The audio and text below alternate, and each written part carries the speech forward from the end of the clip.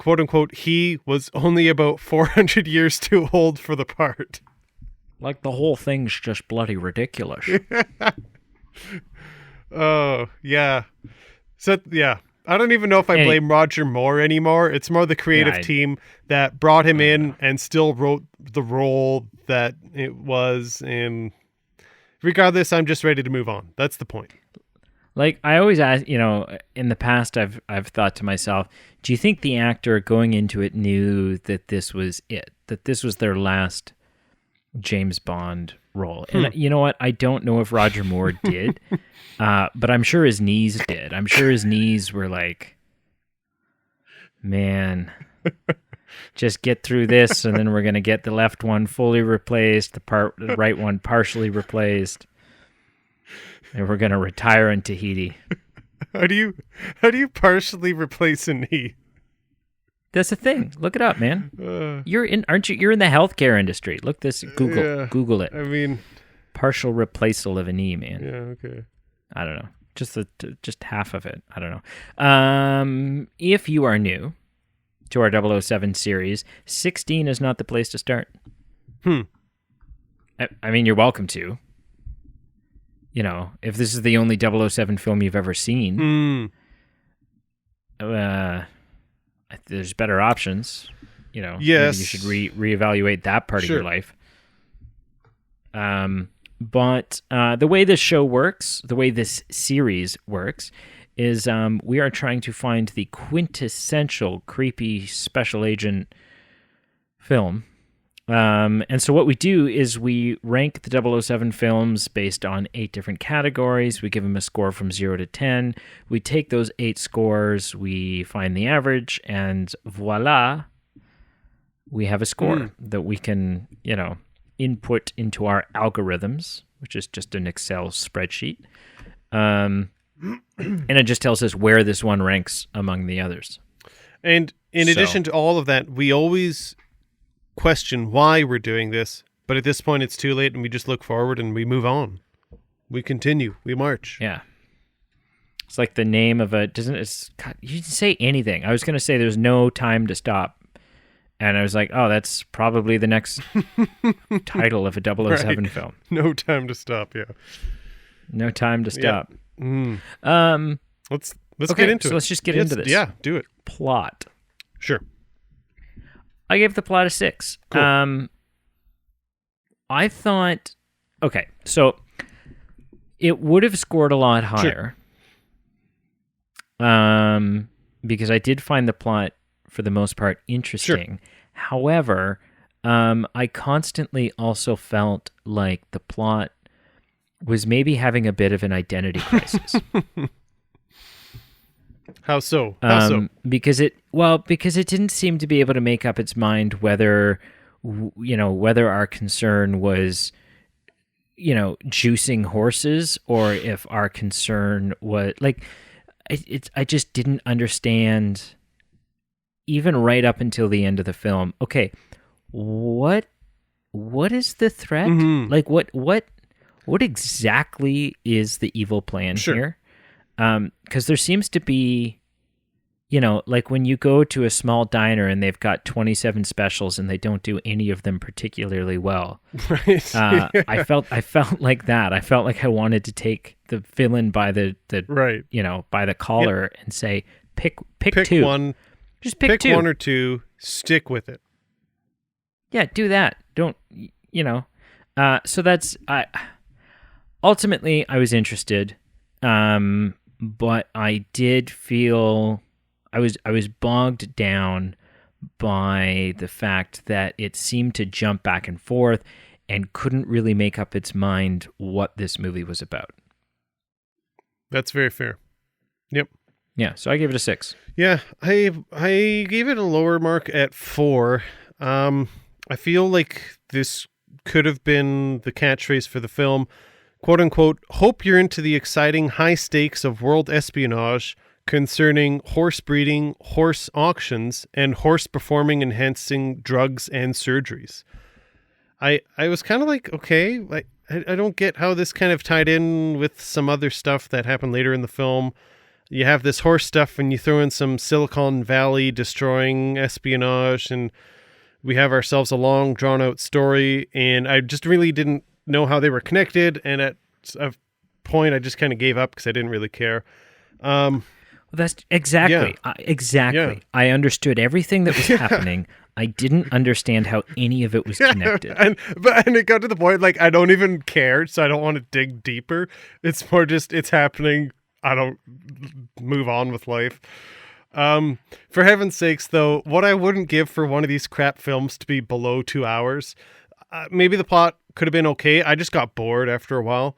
One issue with the plot, and I just didn't understand, to give some context, Bond's having lunch in Paris. He's at the Eiffel Tower, and he's having lunch with someone, and that other someone is killed by an assassin. Now, to paint the picture, this assassin literally has a fishing pole with a fishing hook on the end, and like he lines it around and like it lands on the guy's face. And I just don't understand how the person was killed by this. Like, I just don't understand what was fatal about that. Like, painful, scarring, sure, but like a fish hook to the face is not fatal. Yeah, I mean, you can imagine that maybe it has like a super fast acting toxin. I guess, but yeah, I guess. I don't know. For the sake of the film, I feel like you kind of you have to, sure. Yeah.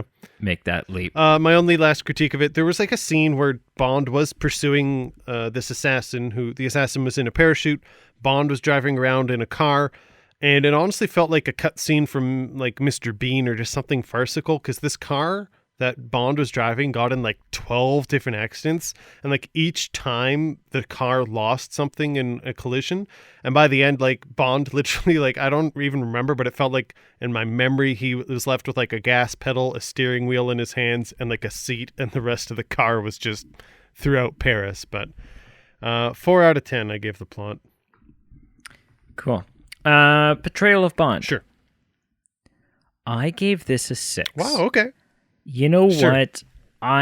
This may have been my most enjoyed portrayal of Bond by Roger Sure. Yep. Moore. Which, hats off to him. Sure. I feel Yeah. I do. I feel like he went out with a bang. Yes. He was as gentleman spy as he's ever been. Right. Fair. And I didn't feel, I've often felt like he was just kind of phoning his performance in. Sure. And I didn't feel that way this time. Yeah, that's fair. Right. I felt like he was, which kind of makes me wonder, did he know that this was it? Well, because he felt much more present in the role. He felt much more, it was still Roger Moore, so it doesn't get higher than a 6. No. But higher than, like, I think I have been giving him like a 3 and a 4. Sure. So 6. I feel, just to answer the question, like, he must have just been surprised he got the call again. He must have known this was the last one. Like, I just feel he had to. Oh, I'm sure. Yeah. He must have. He must have, right? Yeah. Like, his hair is becoming more and more, like, you can tell they're covering up patches with the way that his hair is styled. Patches. Like, it's all coming out, man. Okay, he's not that old. He's only in his 50s. Again, I want to reiterate, it's just that he's too old to be chasing 21-year-old girls. It's wrong. He's 50. He's at the end of his 50s. Which, like, that's fine. 56 is the new 41. It's all good. It not as a secret agent. I don't know. Yeah. The one thing I do find really impressive, and this is the character. This isn't so much anything to do with Roger Moore's portrayal of him. I just, there was a point during this film, and maybe this is a comment that belongs in the fights and action thing, but whatever. It just blows my mind that Bond is doing everything that he's doing in a set of flipping dress shoes. Right. Like, this is, you look good, you're classy, I get it. You would be performing way better if you had the appropriate footwear on, sir. Yeah, it might not dazzle everyone, but you got to New Balance it up and wear some sneakers that give you arch support, that give you traction, and dress shoes don't do it. Yeah, exactly. Get some, and you should probably have steel toes. Like what's Yeah, that's true. Health and safety, Workplace safety. Anyways.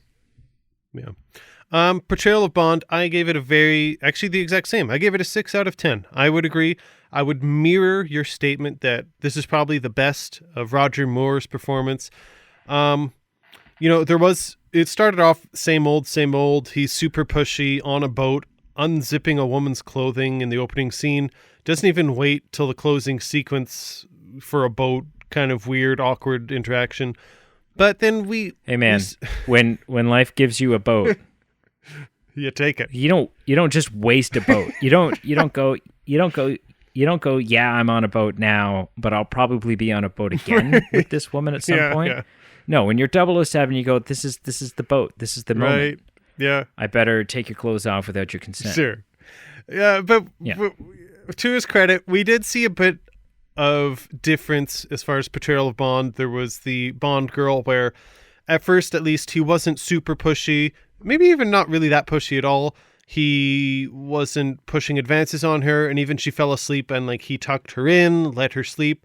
And even to a degree, he stood guard and slept in a rocking chair, kind of looking out for her. So, I mean, it's not enough to say, hey, I wish he was in 4 more films, but at least I would say it's better than what we've seen previously. And for that, I gave it above average at a 6. Right. I didn't want to shank him with a sharpened spoon. No. This time around. Villain. Sure. Friggin' nobody said it yet. Okay. The villain is Christopher Walken. Yes! Man. Yeah. What? I thought Christmas morning had come when we got Christopher Lee as a Bond villain. Right. Yeah. But this is the next best Christopher. Mm-hmm. If not the better Christopher. Right. Yeah. I gave this a 7. Wow. I don't know how you could not just that was terrible. But the accent is tough. It's tough. It's so hard. Yeah. A lot of people can do a Christopher Walken. I can't. Yeah, I don't think I can. Two mice are in a bowl of cream, and what's happening? You got to be the mouse that churns the butter and pineapple. I would tell you that I would edit that out, but that's staying. That is staying. No, yeah, I don't know. He didn't take the role too seriously, which sure. I think, honestly, is maybe crucial for a Bond villain. Mm-hmm. Okay. They need to be nefarious, but they also need to be a little absurd. Sure. Yep. They're a Bond villain. They have a ridiculous lair. They're after world domination or more money than J.K. Rowling. Ooh, that's a controversial reference right now. Yes. More money than the Queen. Yeah. We'll go with the Queen. And I think everything, all of those pieces just aligned perfectly. Sure. Plus it was just pleasing anytime he was on the screen because it's Christopher Walken. Mm-hmm. Mm-hmm. So, something interesting of note. And I felt the same way about Sean Connery. So in all of the initial 007 films that had Sean Connery in them, I kept thinking to myself, man, that his accent's there, but it feels like he hasn't fully realized the accent yet. Like it's not the Sean Connery accent that's like, what are you saying right now? I don't understand the words that are right. Right. But in Never Say Never Again, we got that. Like he's back and it's like, there is the accent. That is Sean Connery. Yep. I felt like this younger Christopher Walken wasn't as Christopher Walken-y. No. No. As he is later on in his other films. I would agree. And I don't know if that was intentional. I don't know. It's hard to say. or if it's just the older he got, he kind of leaned into it or hammed it up. Yeah. Like I don't know. It's hard to know, but still worthy of a 7. Sure, for me. I wasn't too far off. I gave it a 6. I gave the 6 solely just once I saw Christopher Walken walk across the screen, no pun intended. Like I just automatically was like, whether this villain is good or bad doesn't even matter. You, sir, I am a fan of. This is a direct shout out to Marshall, who adores Christopher Walken. There's this business in Kitchener-Waterloo that I always walked by. I haven't walked by it recently because of COVID, but I would walk by it, and it had a sign on the door with Christopher Walken, and it said walk-ins are welcome. And every time I see it, I think of... Is that what...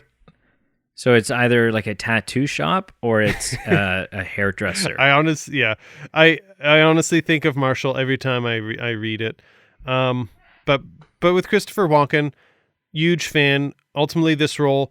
I think it was good. The villain's a bit of a psychopath, so Christopher Walken, I think, played the role perfectly. He really didn't kind of lean too far into it. He wasn't too far away from it. He was just exactly as kind of cold-blooded and kind of menacing as he needed to be. And I also made a note of this. I really did not get the traditional Walken dialect. There was one scene near the end where they were kind of above the San Francisco Bridge where he was like, more power.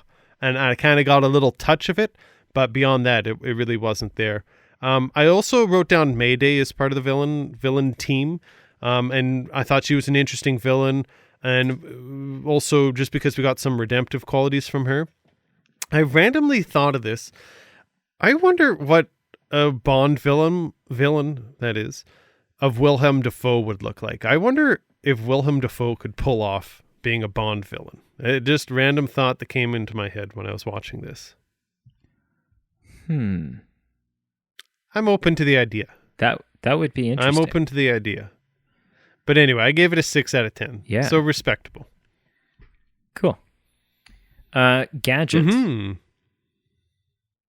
I gave this a 2. Do you think the filmmakers remembered that Bond is supposed to have gadgety stuff? I think they forgot.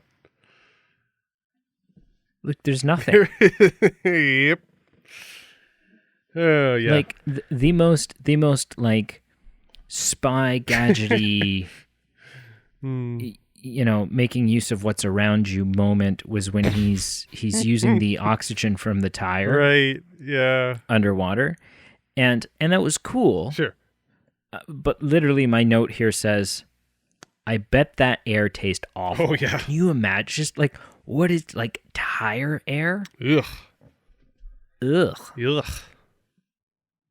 But that was it. Yeah. That was the only moment where I thought to myself, okay, yeah, like this is, like the film starts out, there's a skiing scene. Mm-hmm. He doesn't have his rifle ski poles anymore what's going on with R&D, man? Mm-hmm. Like, yeah. Q's dropped the ball. No kidding.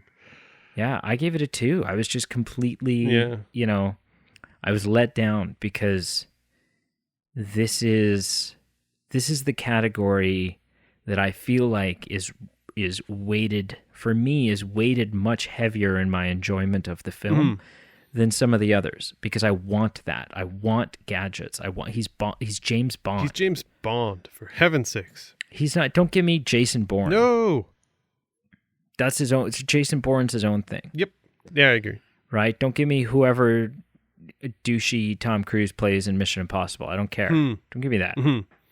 Give me James Bond. Give me cigarette lighters that are grenades, and give me watches that are lasers, and give me glasses that have parachutes. I don't know, but like, give me ridiculous, fantastical gadgets. Yeah. And this film didn't do that. No, I was pretty close to what you gave it. I gave it a 3 out of 10. There were 2 main gadgets that I made a note of. The one was a 1985 version of what I'll call a Roomba on the floor of M's office. And it was honestly like the size of a public garbage can. And it was just kind of rolling on his floor.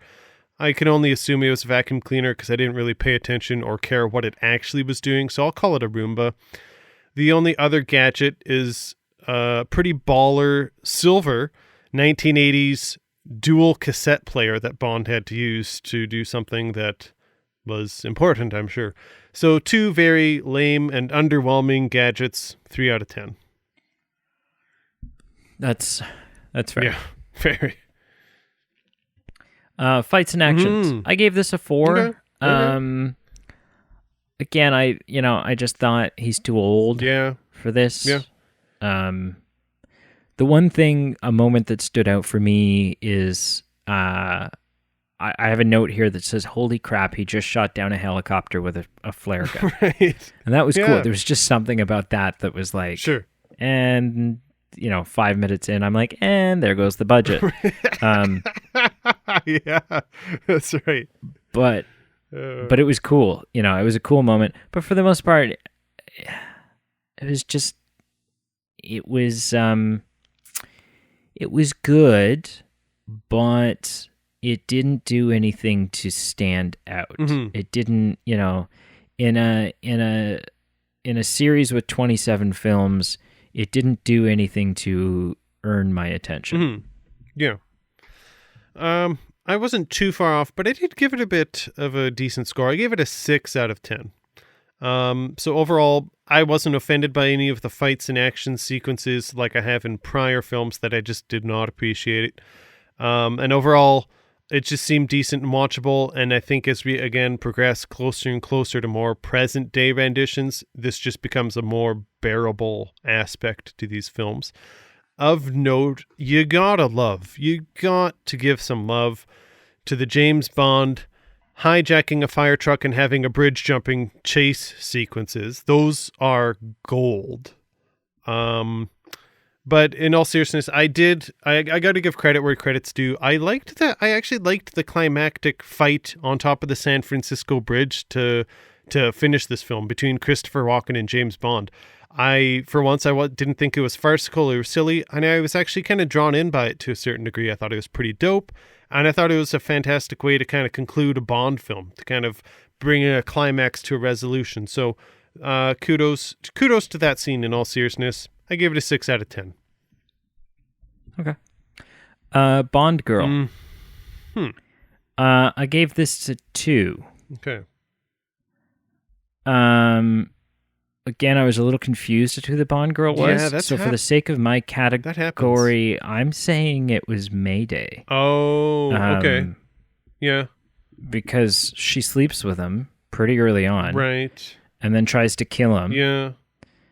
And then doesn't, turns out that her sugar daddy doesn't love her the way she thought he did. And so then sides up with Bond again. And then gets a little suicidal on us at the end. And I just never fully, I don't know, she just weirded me out. She made me uncomfortable. Because she was like this enhanced super soldier who I felt like at the very end, I felt like the big issue was she was so robotic and so cold, and there was no building into her backstory throughout the film, right? We kept her very mysterious and very, elusive. Sure. That why, like, what am I supposed to feel when she sacrifices herself? Yeah, that's fair. Thanks. That was a, there's a big help. You saved the day. I owe you one. I'll catch you on the 5th. Like wings are on me. I don't know. I think that was a big issue, is that Sure. I didn't know who the Bond girl was. Yep. And then when I'd made up my mind on who I thought the Bond girl was, I was like, well, you've sacrificed her, but didn't give me any reason to care. So I gave it a 2. I was just really underwhelmed. Cool. I saw things quite differently than you did, and for a couple ways. One, I gave it actually a 6 out of 10. Two, I considered someone else the Bond girl just when I scored this. So I think there is the confusion with some of these films. Who do you pick? Because there's Mayday. There was that super awkward, weird, tickling hot tub scene. Do you consider her? I ended up considering Stacey Sutton. I think she was Stacey. the geologist. I forget her actual professional role, but I considered Stacey Sutton the Bond girl. And to a degree, I thought she was actually somewhat of a respectable character. But are you comfortable accepting a Bond girl with the name Stacey? Yeah, why not? It's just too, because it's not like, Pussy Galore or I guess. Honey Rider Yeah. or Good Night or like something ridiculous, Yeah. It's just Stacey. It's just Stacey. I can look past the name. I just liked and appreciated that we got some backstory on her. We get some motivations, which is more than a lot of these Bond girls where we just get one dimension of this is her and that's it. With Stacey, we get some backstory. We get some depth. And she's not the gold standard by any means, but at least she doesn't woefully just let Bond do whatever he wants. She says no, and he's like, oh, okay. And they can kind of have some autonomy in it. For that, I said, hey, we're not Honey Rider. This isn't the best Bond girl, but she's above average to me. So I will concede that after years of being more interested in her mother than her, it was time for Stacey to have her moment. Fair enough. Fair enough. That was, let me know if you got that. Oh. Like, comment down below. Do it. See, if you got let's that see who's reference. got it going on in the comments. Supporting characters. Supporting characters. I also gave this, what did I give this? I gave this a 2. Okay. Nobody stood out. There's what's his name? The guy that knows things about horses. The old guy. Yeah, I forget his name. Steve, we'll call him. Yeah. Steve. And an underwhelming M portrayal. Yep. And then the film wraps up with a crying Moneypenny because she's heartbroken over the man that has no interest in her because she thinks he's dead. And then Q's there to use his little creepy battle bot to spy on Bond and Stacey in the shower. Yeah, that's a little. It kind of seems weird. It kind of seems like M's got like a weird not M. Q's got like a weird twinkle in his eye.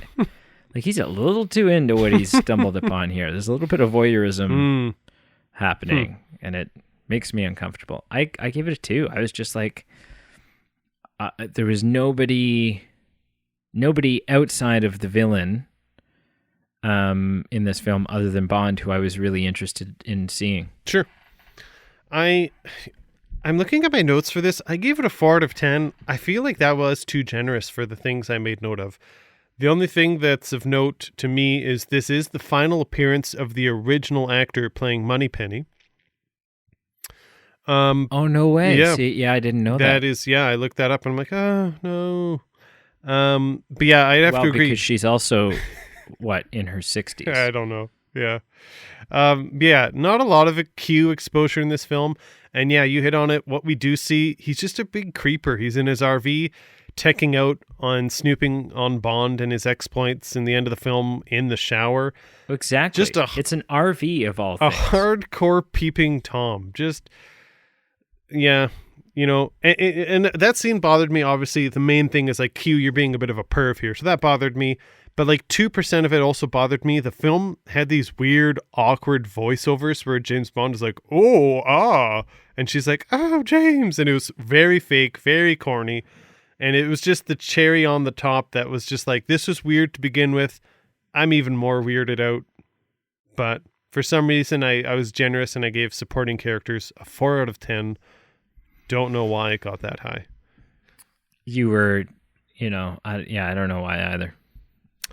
Bond song.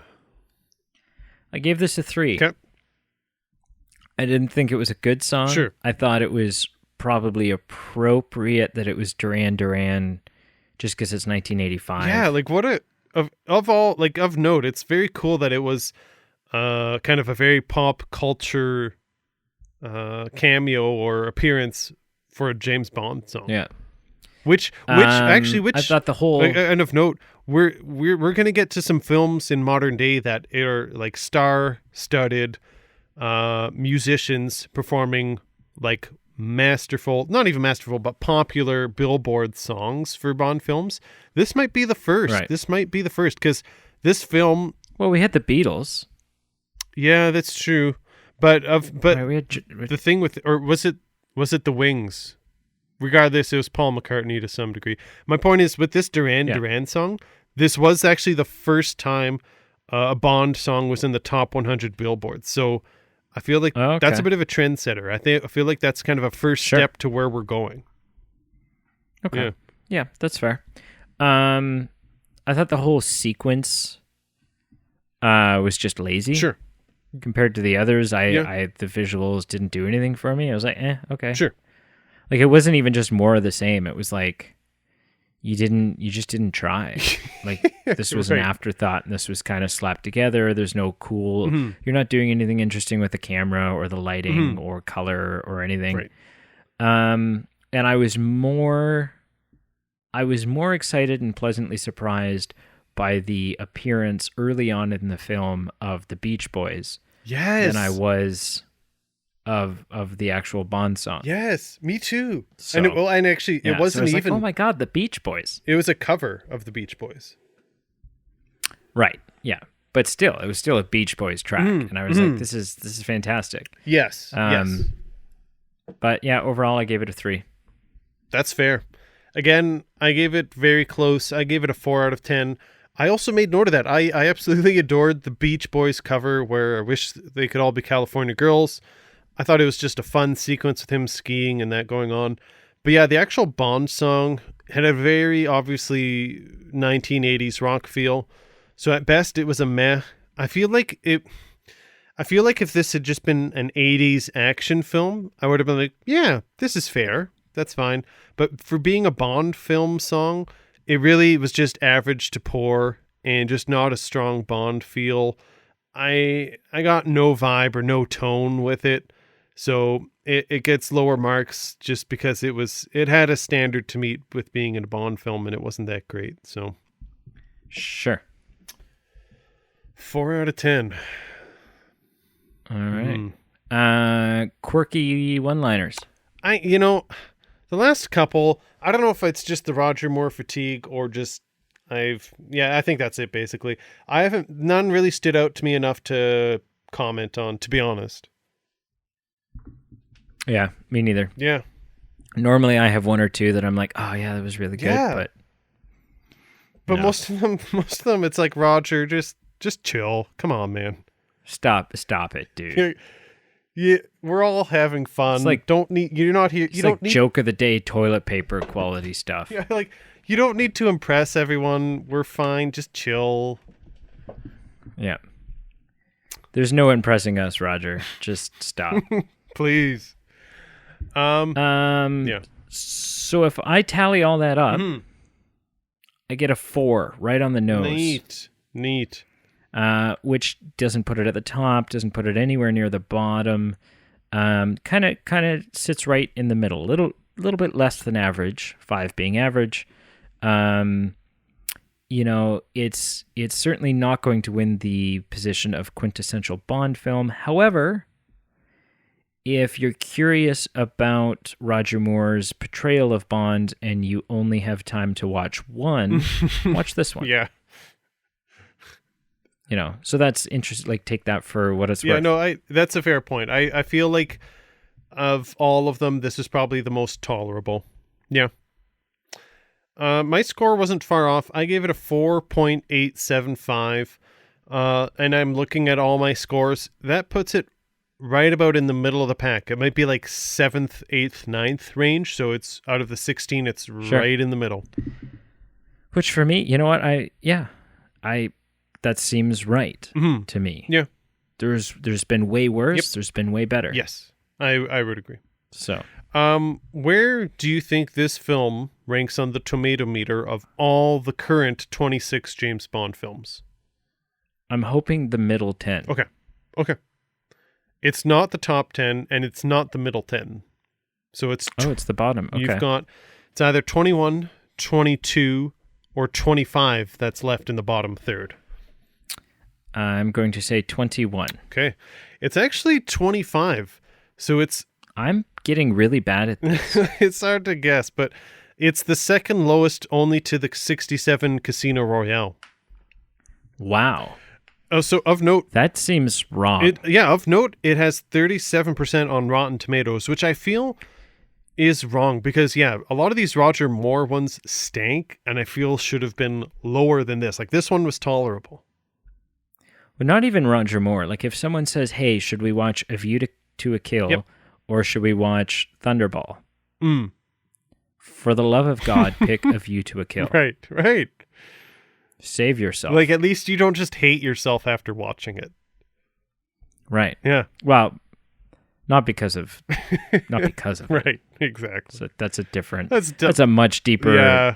That's daddy We're issues. not. We're not going to That's unpack that in completely this different. episode. We're just not. No.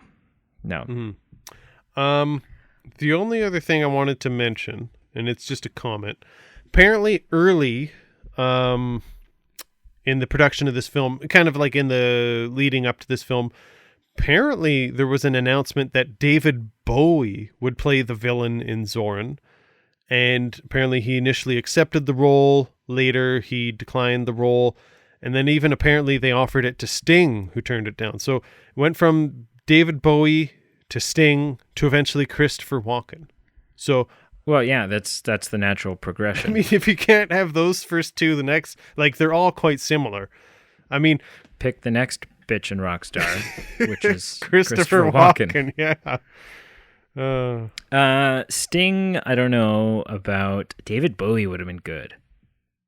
Yeah, I could see it. I can see him as a Bond villain. Yeah. I harped on this before. I still would be so curious to Willem Dafoe.